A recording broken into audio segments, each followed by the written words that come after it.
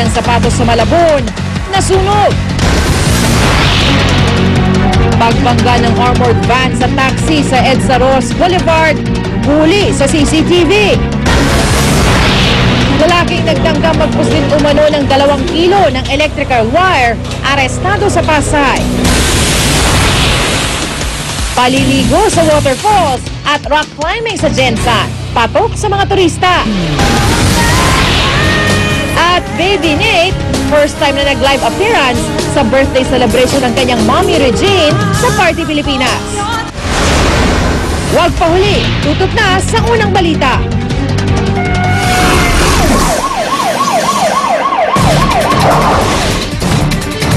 Isang bangkay ng lalaki nakita ng isang mangingisda sa bahagi ng Manila Bay sa Quirino Grandstand. Iniinalang nalunod ang lalaki na hindi pa rin nakikilala hanggang ngayon. Narito ang report ni Salima Refran. Palutang-lutang na natagpuan ang lalaking ito sa may South Sea Wall ng Quirino Grandstand sa Maynila kagabi.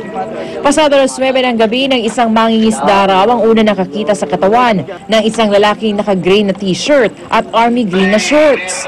May taas ang lalaki na mula 5'6 hanggang 5'9 at tinatayang nasa higit 30 anyos na ang edad. Walang nakita mga sugat sa katawan ng biktima na wala rin pagkakakilanlan. Sa ngayon po ay wala pa po nagsasabi na siya ay nalunod o rather tinapon. Patuloy pa rin ang investigasyon po. Ang pangingitim at pamamaga sa mukha ng biktima ay maaari rin daw sa matagal na pananatili ng katawan nito sa tubig. May nakita rin tila mga bakas ng dugo sa lugar pero iimbestigahan pa rin ito. Tinitignan rin ng pulisya ang posibilidad na maaaring nalunod ang biktima. May mga lumalangoy pa rin sa Manila Bay lalo't mainit ang panahon kahit na ipinagbabawal na ito ng Luneta Park Management. May nalunod na rin po dyan pero yung karamihan po kasi dyan yung mga namamasyal po. Sinusuway po namin yan kapag naliligo na po sila. Ang labi ng biktima, dinala sa St. Ivan Funeral Homes. Inaalam na rin ng pulisya kung may mga naitalang nawawalang tao sa mga kalapit na lugar. Ito ang unang balita mula sa Maynila. Salima Refran, reporting. Sa Malabon naman, hindi bababa sa 5 milyong pisong halaga ng ari-arian ang natupok sa sunog sa tindahan ng mga sapatos. Narito ang report ni Oscar Oida. Pasado alas 12 ng hating gabi nang mapasugod sa Barangay Concepcion sa Malabon ang hindi bababa sa 15 truck ng bumbero. Ito yung makaraang agad na maitaas ay 2 alarma. Ang hudyat ng sunog na noy lumalamon sa isang tindahan ng mga sapatos sa lugar. Palibasay, makapal ang mga pader. Di agad maaninag ng mga bumbero ang apoy. Pero may itim at makakapal na usok na lumalabas sa mga bintana nito. Indikasyon naman noon na di basta-basta ang sunog sa loob. Ilang saglit pa, nagpakita ng nangangalit na apoy. Hindi naman nagpasindak ang mga bumbero. Makalipas ang mahigit 4 na oras, ganap na naapula ang sunog. Pero ayon sa may-ari ng tindahan, di bababa sa 5 milyong piso ang halagang nawala sa kanila. Bagamat di pa matiyak ang pinagmula ng sunog, nakatitiyak daw ang may-ari ng tindahan na imposibleng may kinalaman ito sa kuryente. Bago sila umalis dito kagabi, sinigurado nilang patay ang circuit breaker ng kanilang tindahan. Hindi ko po masabi. Oo, hindi ko po masabi. Yun po. Tansya niyo po sa kalkulasyon mo, gaano po nawala sa inyo dito? Ay, malaki po yan kasi po itong linggo po nito, 2 beses po kaming nagkaroon ng delivery. So tansya niyo po?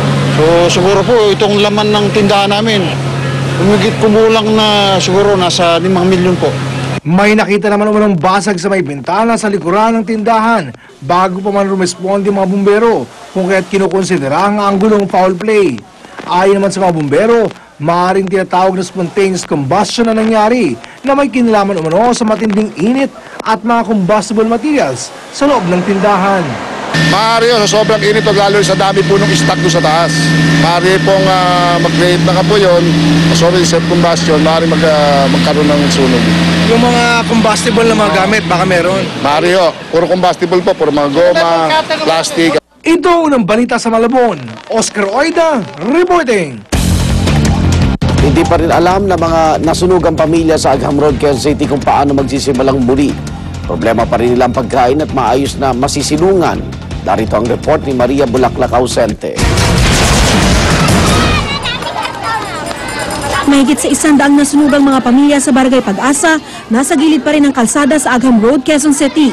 Kakapusan sa pagkain ang problema nila ngayon, bukod pa sa walang maayos na babalikang mga bahay. May tulong naman daw galing sa DSWD pero dahil sa dami na nangangailangan ng tulong, dobleng tiis daw muna sila ngayon. Palala ang sitwasyon kasi ang mga bata may mga nagkakasakit na. Tapos pangalawa, medyo kinakapos na sa supply ng pagkain. Kabuhanan naman ni Nova Sarandin. Problema niya kung saan maaaring abutan ng panganganak. Kulang nga eh. Ito nga sa baby ko pa, manganganak nga ako, wala namang ano.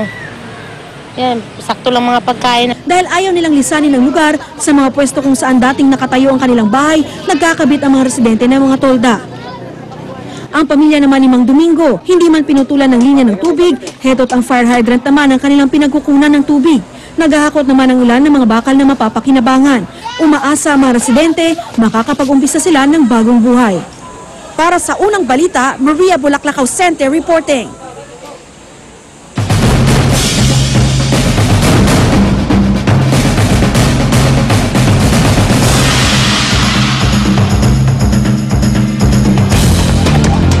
Paalala po lagi sa mga motorista, maging maingat sa pagmamaneho. Sa northbound lane ng EDSA Rojas Boulevard, huli sa CCTV ang pagbangga ng isang armored van sa taxi. Sa detalye, may live report si Love Anyover. Love? Maraming salamat, Rhea. Paalala natin yan lagi-lagi na pag tayo po dumadaan sa mga kalsada, kailangan talang magkakaroon ng bigayan. Dahil kung hindi, magagaya kayo sa videong ito na ang kahantungan ay desgrasya. Nangyari ito noong April 18, 2012, mga 12:43 ng hapon. Tama.